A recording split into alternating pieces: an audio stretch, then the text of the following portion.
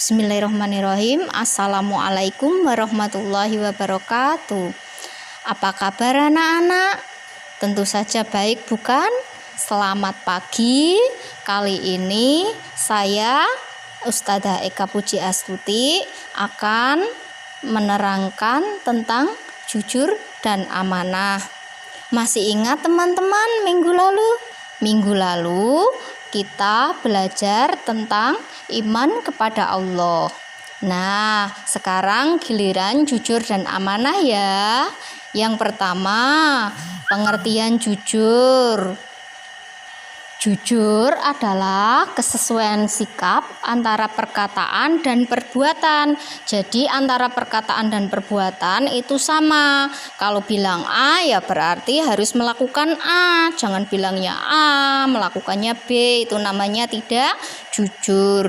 Jujur berhubungan dengan hati nurani. Hati nurani itu suci loh, murni loh. Maka kita dengarkanlah hati nurani kita. Nah, antonim atau kebalikan dari jujur yaitu bohong atau dusta. Berikut ada hadis yang berhubungan dengan jujur. An Abdillah ibni Mas'udi anib Nabi sallallahu alaihi wasallam qala inna sidqa yahdi ilal birri wa innal birra yahdi ilal jannah. Artinya, dari Abdullah ibnu Mas'ud radhiyallahu an, Rasulullah bersabda, sesungguhnya jujur itu membawa kepada kebaikan dan kebaikan membawa kepada surga. Jujur itu sangat mahal loh. Kenapa? Karena biasanya sangat berat ya teman-teman untuk berkata jujur, tetapi jujur itu diperlukan agar kita dapat dipercaya oleh orang lain. Berikut adalah ada Quran surat Al-Baqarah ayat 42. Wala talbisul haqqo bil batili wa taqtumul haqqo wa antum ta'lamun. Yang artinya, dan janganlah kamu campur adukkan kebenaran dengan kebatilan, dan janganlah kamu sembunyikan kebenaran sedangkan kamu mengetahuinya. Seperti yang Ustadzah tadi di depan singgung. Nah, hikmah kepada jujur atau hikmah jujur atau manfaat jujur yaitu yang pertama, mendapatkan kepercayaan diri. Mendapatkan kepercayaan dari orang lain. Nah, yang kedua, mendapatkan banyak teman. Nah, teman-teman pada suka tuh kalau kita jujur. Kemudian yang ketiga, mendapatkan ketentraman hidup karena tidak memiliki kesalahan apapun. Nah, lihat yang memiliki kesalahan pasti takut. Aku takut ketemu sama dia. Aku kan kemarin sudah bohongin dia.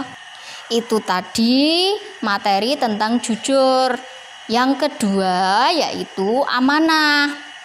Amanah artinya terpercaya atau dapat dipercaya. Atau juga amanah berarti pesan. Nah, pesan yang dititipkan dapat disampaikan kepada orang yang berhak. Amanah itu wajib ditunaikan loh. Nah, apalagi amanah yang berhubungan sama hak-hak Allah. Menjaga amanah itu hukumnya wajib loh teman-teman. Nah, kalau kalian setuju dengan pernyataan ini, mulai sekarang kita berlatih ya bareng-bareng untuk bisa amanah, oke? Salah satu bentuk amanah kita bagi menjadi 3 teman-teman. Yang pertama, amanah terhadap Allah. Nah, ini ada surat teman-teman, ada Quran surat Al-Anfal ayat 27 yang bunyinya Bismillahirrahmanirrahim. Ya ayyuhalladzina amanu la takhunullaha war-rasula wattahunu amanatikum wa antum ta'lamun. Artinya, wahai orang-orang yang beriman, janganlah kalian mengkhianati Allah dan Rasul-Nya, dan juga janganlah kalian mengkhianati amanah-amanah yang dipercayakan kepadamu, sedangkan kamu mengetahuinya. Yang kedua, amanah terhadap sesama manusia. Maksudnya apa? Yaitu misalnya kita dititipkan pesan atau sebuah barang, maka kita harus menyampaikannya atau menjaga barang tersebut, teman-teman. Nah, nantinya kita akan memberikan kepada orang yang berhak, atau nanti orangnya tersebut akan mengambil di tempat kita. Nah, berikut adalah ayat yang menyatakan amanah terhadap sesama manusia. Nah, Quran surat An-Nisa ayat 58. Bismillahirrahmanirrahim. Innallaha ya'murukum an tu'addul amanati ila ahliha. Sesungguhnya Allah Subhanahu wa ta'ala menyuruh kamu untuk menyampaikan amanah kepada yang berhak menerimanya. Quran surat An-Nisa ayat 58. Yang ketiga, amanah terhadap diri sendiri. Nah, amanah ini sangat penting, teman-teman. Amanah ini dijalankan dengan cara memelihara diri, menggunakan potensi kita untuk menjaga kelangsungan hidup kita, kesejahteraan, kebahagiaan. Nah, berikut Allah telah berfirman dalam surat Al-Mu'minun ayat 8. Bismillahirrahmanirrahim.